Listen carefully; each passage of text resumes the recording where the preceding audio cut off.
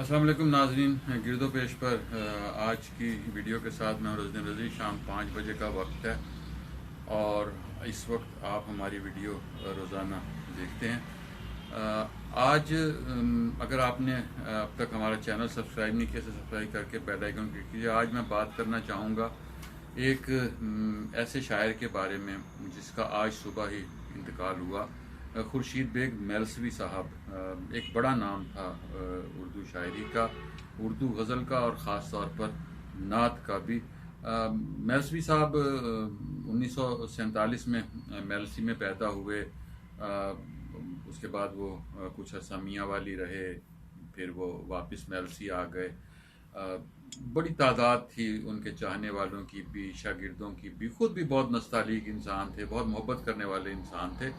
اور ہمارا ان کے ساتھ 90 کے عشرے سے تعلق تھا، جب سے وہ واپس آئے تھے میاں والی سے، میلسی میں آئے تھے۔ یہاں ان کا کلینک تھا۔ اس کے علاوہ وہ ہنرمند تھے، وہ گھڑی سازی بھی جانتے تھے، وہ کلینک بھی چلاتے تھے، ہومیوپیتھک بھی ڈاکٹر بھی تھے۔ اور وہ کہتے تھے کہ شاعر کو اپنا ذریعہ روزگار جو ہے، وہ ظاہر چونکہ شاعری بن نہیں سکتی ذریعہ روزگار، لہٰذا شاعر کو ایک باوقار ذریعہ روزگار اس کے پاس ہونا چاہیے، اور اس کو اپنی زندگی جو ہے، اپنا روزگار جو ہے وہ اس انداز میں چلانا چاہیے کہ بعد میں وہ کسی کا دست نگر نہ ہو، بعد میں اس کو ہاتھ نہ پھیلانا پڑے، امدادوں کی اپیل نہ کرنی پڑے۔ وہ نعت کے بہت اچھے شاعر تھے۔ ان کی کتاب جمال نظر پر بھی قومی سیرت ایوارڈ ملا تھا 2007 میں۔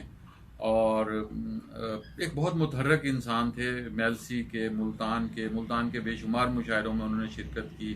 یہاں نعت کا جب بھی مشاعرہ ہوتا تھا، خواہ وہ نوائے وقت کا زمانہ ہو، خواہ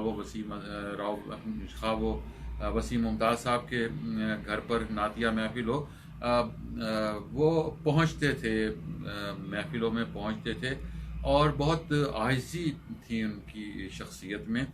اور ایک ایسے شاعر تھے، ایک ایسے قلمکار تھے کہ جنہوں نے ایک پوری نسل کو تربیت دی۔ وہ ایک اگر میلسی کا نام لیں تو میلسی میں اگر کسی کا نام سب سے پہلے ذہن میں آتا ہے تو وہ خورشید بیگ میلسوی کا تھا۔ اپنے شہر سے محبت کرتے تھے، خطے سے محبت کرتے، لیکن ان کی وفات پر کچھ سوالات ذہن میں میرے ابھرتے ہیں۔ سوالات ابھرتے ہیں کہ سوال یہ ابھرتا ہے کہ ہم اگر اپنے علاقے میں محرومیوں کی بات کرتے ہیں، اگر ہم کہتے ہیں کہ ہمارے علاقے میں محرومیاں ہیں، ہمارے شاعروں کو ان کا حق نہیں مل رہا، ہمارے قلمکاروں کو ان کا حق نہیں مل رہا، میڈیا پر بڑے لوگ قابض ہیں، بڑے شہروں کا غلبہ ہے، لاہور کا، کراچی کا، اسلام آباد کا غلبہ ہے، تو پھر ہم یہ دیکھتے ہیں کہ ہم نے بھی تو لوگوں کا استحصال کیا۔ خورشید بیگ میلسوی صاحب ہوں یا اس خطے میں مختلف شہروں میں رہنے والے دوسرے شاعر ہوں، خواہ وہ وہاں ڈیرہ غازی خان کے شاعر ہوں، خواہ وہ راجن پور کے شاعر ہوں، خواہ وہ بہاولپور تو پھر بھی ایک لائم لائٹ میں آتا ہے، لیکن مضافات ہیں اس کے، لودھرا ہے، اور بہت سارے شہر ہیں۔ ان شہروں میں بہت سارے بہت خوبصورت شاعر رہتے ہیں، لیکن ان کا قصور صرف یہ ہے کہ وہ ان شہروں میں رہتے ہیں، وہ میلسی میں رہتے ہیں، وہ لودھرا میں رہتے ہیں، وہ راجن پور میں رہتے ہیں۔ ان کا استحصال ہم شاید ملتان والے کر رہے ہوتے ہیں۔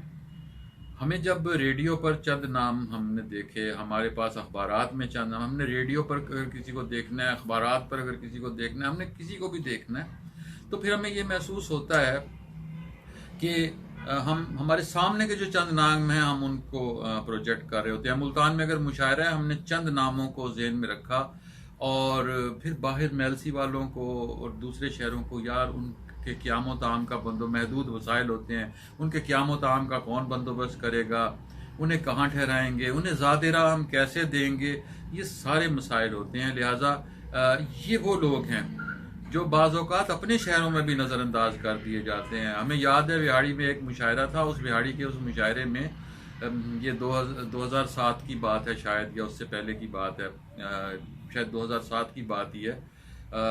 وہاڑی میں ایک مشاعرہ تھا، اور اس مشاعرے میں بہاڑی کے لوگوں کو نظر انداز کر دیا گیا تھا. سرکار کا مشاعرہ تھا, لوگوں نے احتجاج بھی کیا, لیکن احتجاج واج سے کچھ نہیں ہوتا.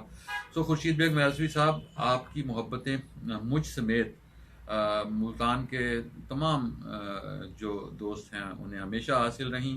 ہم ان محبتوں کے ہمیشہ مقروض رہیں گے. ہم آپ کی شاعرانہ صلاحیتوں کے بھی ہمیشہ سے معترف. آپ کو آخری برسوں میں بیٹے کا اور بیٹی کی جدائی کا دکھ ملا, اور شاید وہی دکھ آپ کے لیے جان لیوا ثابت ہوا. آپ کو ہم ہمیشہ یاد رکھیں گے.